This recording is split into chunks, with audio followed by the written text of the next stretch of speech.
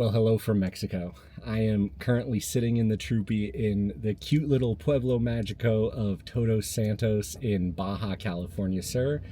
And I am so excited to get you up to speed with what we've been up to here and bring you along for what's in store because it's pretty exciting. I have been in Baja for coming up on 2 weeks now, but we were definitely moving in a hurry. My girlfriend and I left California back towards the beginning of October, but we only had 5 days to get all the way down to San Jose del Cabo for a wedding. So we stuck to pavement, but we camped each night and it was absolutely incredible. We mostly were on the Sea of Cortez side. We went across to the Pacific side for only one night to Guerrero Negro, and then through Laredo all the way down to Cabo. And it was incredible. Some of the best beach camping of my life, some of the best $1 fish tacos of my life, and just some really magical moments. But this trip is a shakedown, and we logged a ton of miles getting all the way from Northern California down to the tip of Baja California Sur, but they were highway miles, and the Troopy did great. The systems are working pretty much as expected, and I'll run you through those in a little bit more detail soon. But now the wedding is behind us and the real fun begins. I've got to make my way north, and now we're really going to do it shakedown style. From here in Todos Santos, I'm going to find as much dirt as possible while I make my way slowly north, and I'm going to bring you along for every step of the way. So let's get to it.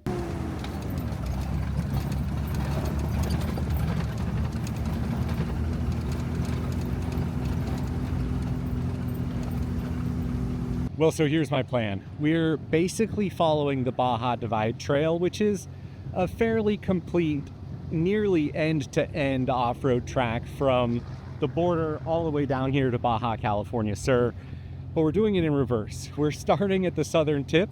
I just left Todos Santos with 2 full tanks of fuel. We just aired down the tires, and we've got nothing but dirt ahead of us. So let's see what we can get up to.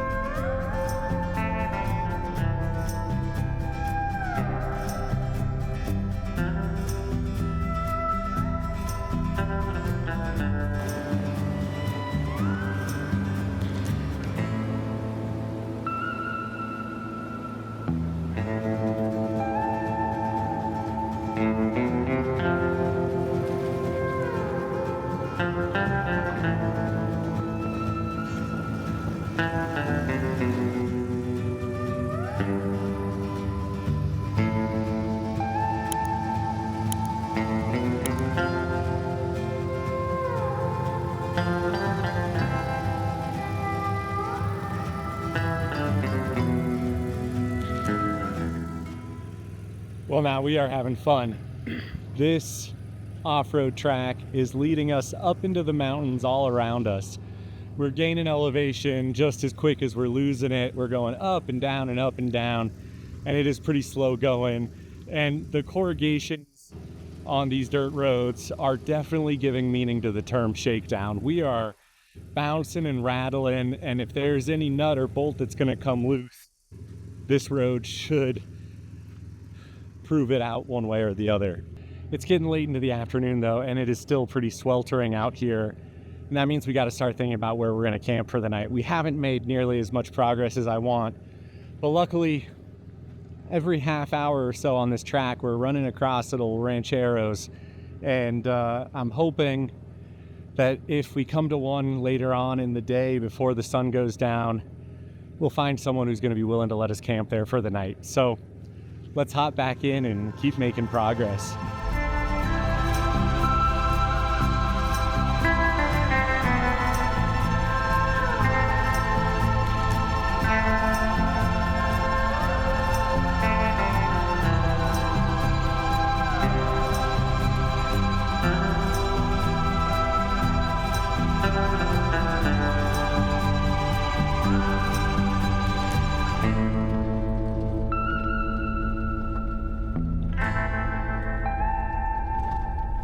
Well, I've been following this power line trail here for the last half an hour or so, and it's been pretty smooth going. It's way overgrown. I'm sure I got a ton of new pinstripes up and down the Troopy, but I just hit a pretty big washout that I'm not sure how navigable it is.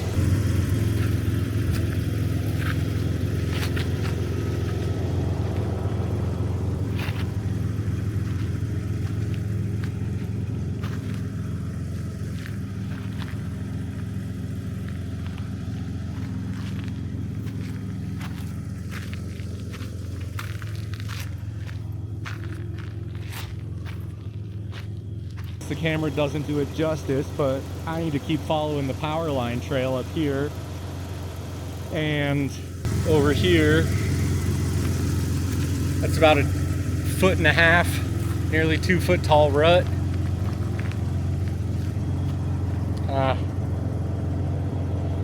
I might be able to do this. I might be able to do this if I back down and come through the washed out part up this hill right here.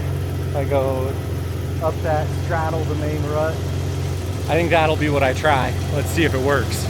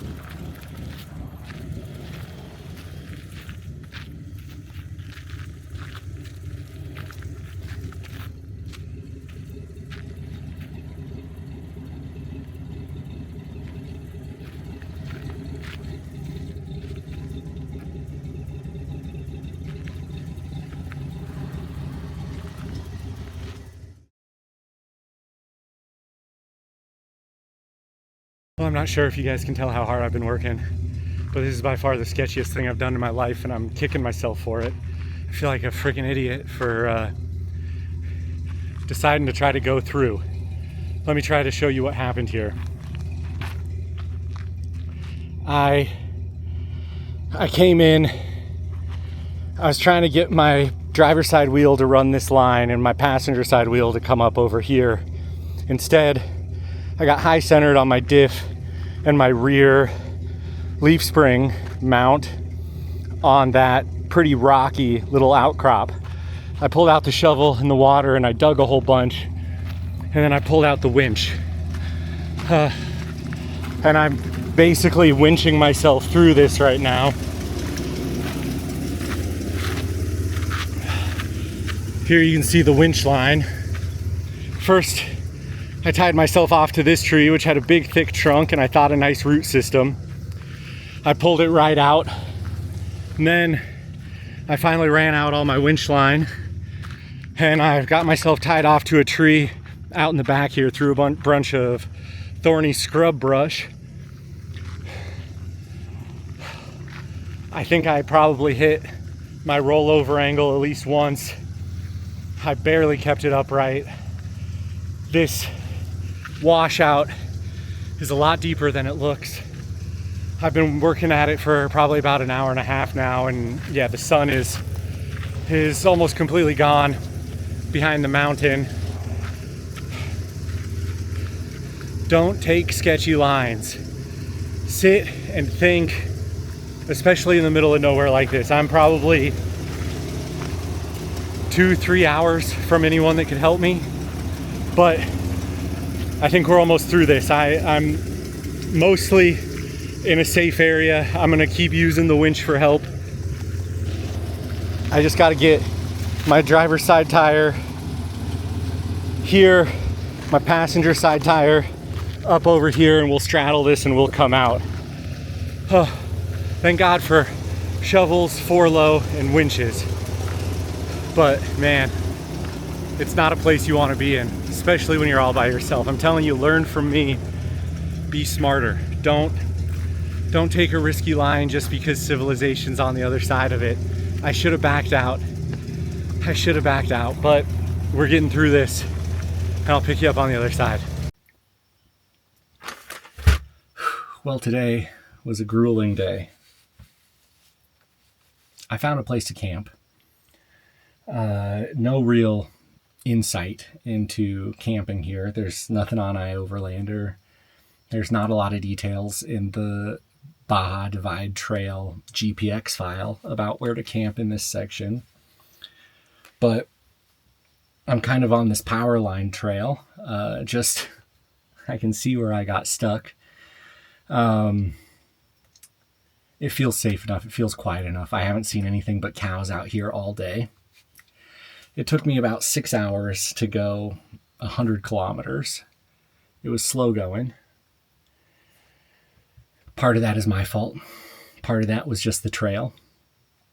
I think today was a good lesson in ego, in overconfidence, in pushing your limits the unsafe way.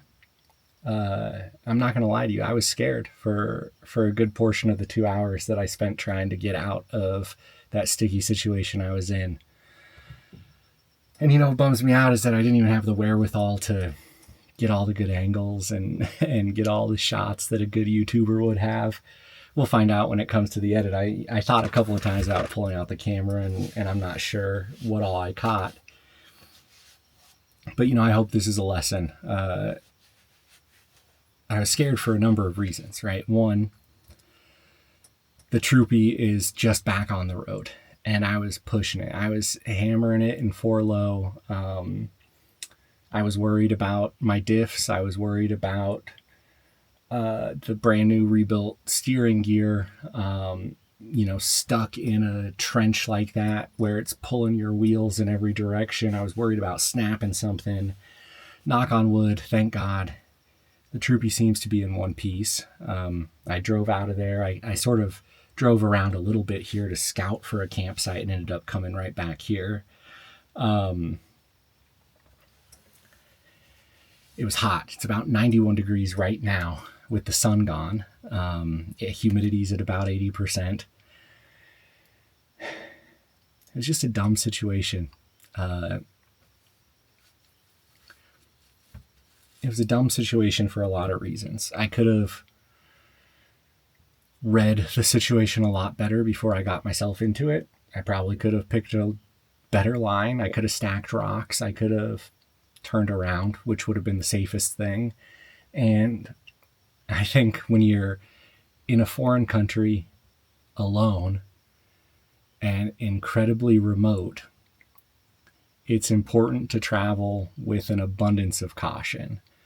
And today I threw caution to the wind, and it got me in a really, really sketchy spot.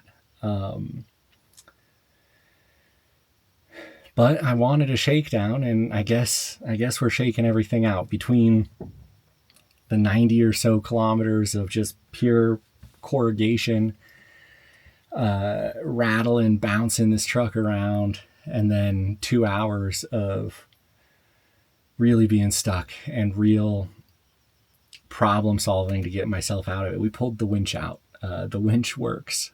We put it in 4-low. We pulled the shovel out. We pulled the max tracks out. We stacked rocks. We did everything under the sun, and the Troopy made it out. And that's, you know, I'm so grateful. And everything is unscathed. I mean, my cabinets, my bench, everything's holding together. The fridge is still in one piece, even after all that rocking and rolling. So I've got a lot to be grateful for. Especially the fact that I'm just on all 4 tires on flat ground, and the road ahead looks a lot smoother. I'm going to be honest with you guys. I don't know if this shook my confidence. I mean, it did. I know it did. I know it shook my confidence. We'll see how I feel when I wake up in the morning. But that might have been enough of a shakedown for me. I may want to hit some pavement and find some nice beach campsites here on out and just relax. That was a lot of excitement that's going to last me a long time. So it's dark outside. The moon and the stars are fully overhead. I'm beat. Stressful situation, working in the heat. I need to drink some water and I need to go to bed. We'll be up with the sunrise in the morning, and I'll be sure to pick you up. And we'll figure out together what tomorrow looks like.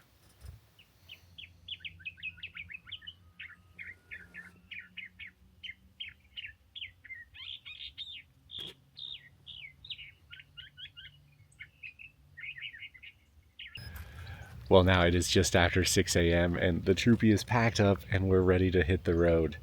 We've got 2 options for today. We can stick to the dirt of the Baja Divide Trail, or we can hit the pavement. If I stick to the dirt, it'll be another pretty grueling day.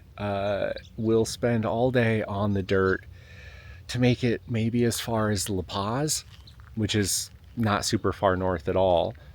And if we hit the pavement, we can push a little bit further north and maybe get to a better campsite. On our way down, we scouted out around La Paz. We spent half a day there, looked at some campsites. Weren't really in love with any of them. It's, you know, La Paz is a huge town. It's a huge city. The hustle and bustle is real. It's not the most fun place in the heat, especially, to be driving around stuck in traffic in the Troopy. So I'm tempted to want to avoid La Paz on the way back up and just get some of the nice beach camping and things like that under my belt. So I think that's the plan. Well, now this is maybe the best part about driving around in Baja. Little roadside burrito stand. I just paid $2.50, something like that, for 2 potato and chorizo breakfast burritos, and I'm excited. Real burritos here are much smaller than they are in America, so if you stop at one of these stands, don't just order 1 and walk away. You're gonna want somewhere between 2 and 4 probably.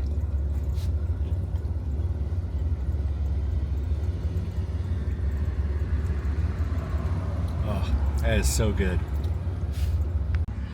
Well, we made it into La Paz, and I just stopped at the Le Super Express for some groceries for tonight because I think we're gonna try to make it to a pretty cool campsite. It's a ways north of here, maybe another 4 hours, maybe 5 hours of driving, but it's gonna be worth it.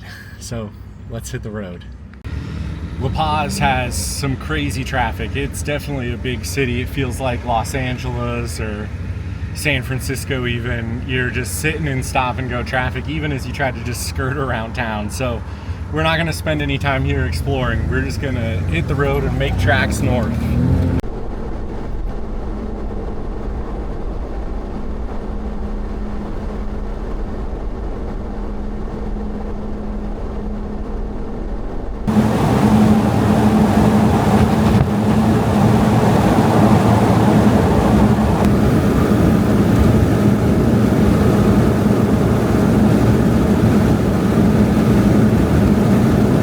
After a long day on pavement, we have finally hit dirt. I just aired down and we've got about an hour of this to make it to Agua Verde.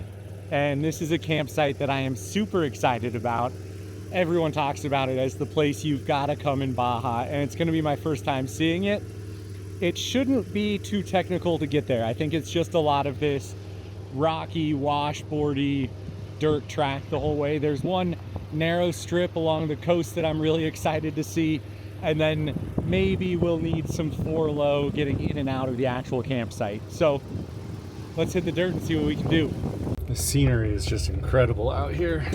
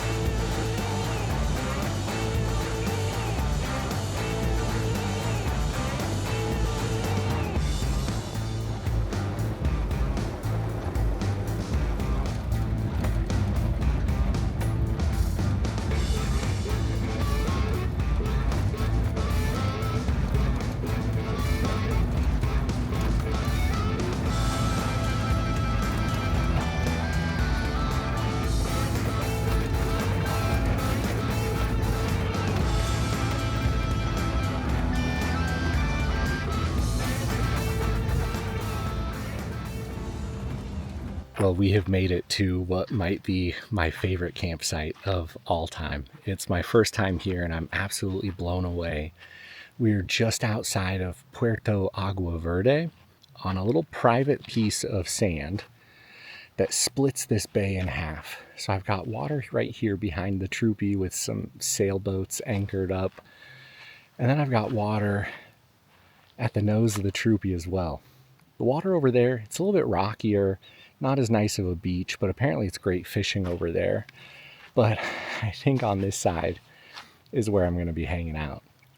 It's so nice. I already took a dip. The water temperature is perfect. It's crystal clear with almost a turquoise color.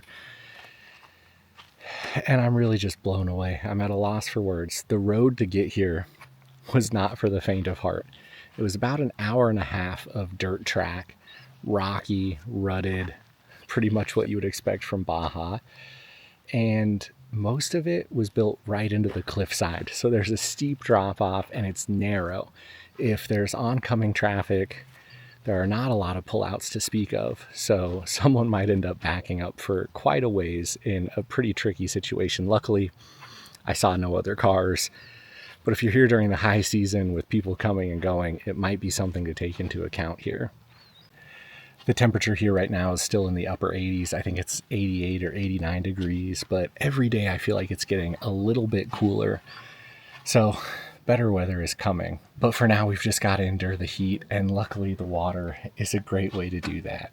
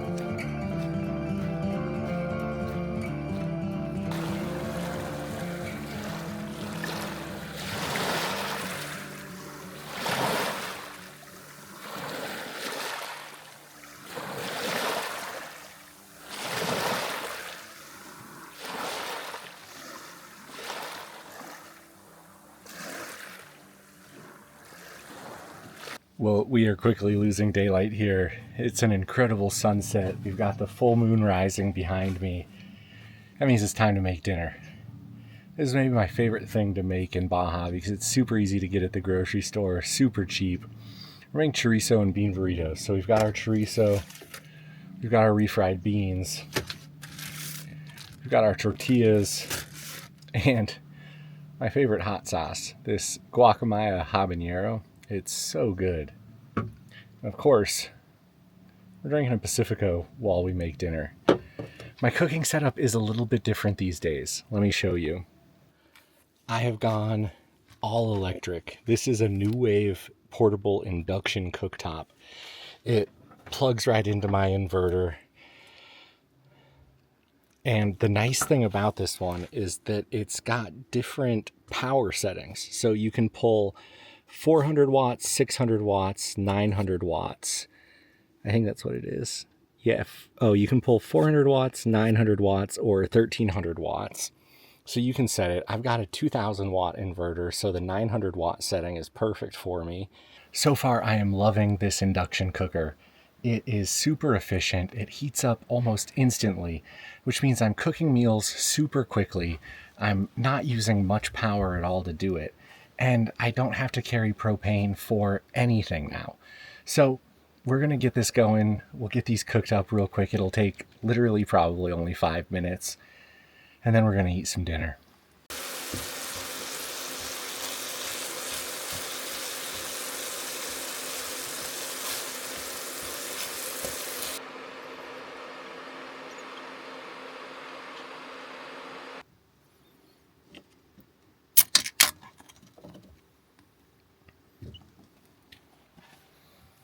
Just like that, we've got dinner. Quick, easy, delicious. The leftovers I'll throw in a Ziploc bag and I'll just heat them right up in the pan tomorrow. It doesn't get better than this. We're eating chorizo and bean burritos on a beach here in Baja, drinking a Pacifico.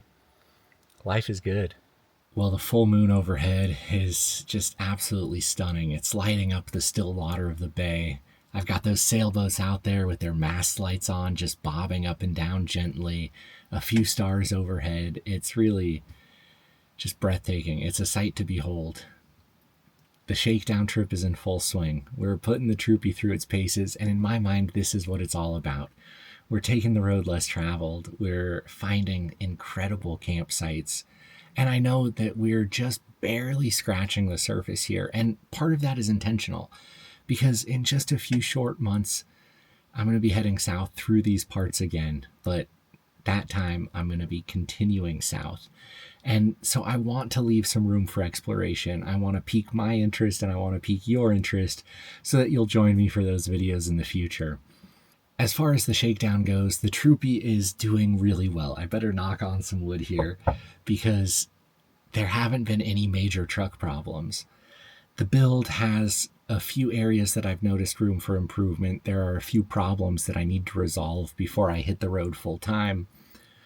I think I'll do a deep dive on those in another video. For now, I'll end this one here so that I can get it edited and uploaded for you. But we've got a lot more in store. We're going to continue to head north. We're going to continue to find some dirt and put the Troopy to the test and come across some more incredible campsites, I'm sure of it. Thank you so much for being here. I really appreciate you. I know I say it every time, but I really mean it from the bottom of my heart. You all help me keep going through the tough times, through the good times. I'm excited to share this journey with you, and I hope you'll join me for the next one. If you haven't subscribed already, please consider hitting that subscribe button, turn notifications on, and if you like what I'm doing, it is a huge help to hit that thumbs up button. Let me know, let the world know that you like these videos. Until next time, get out and explore somewhere.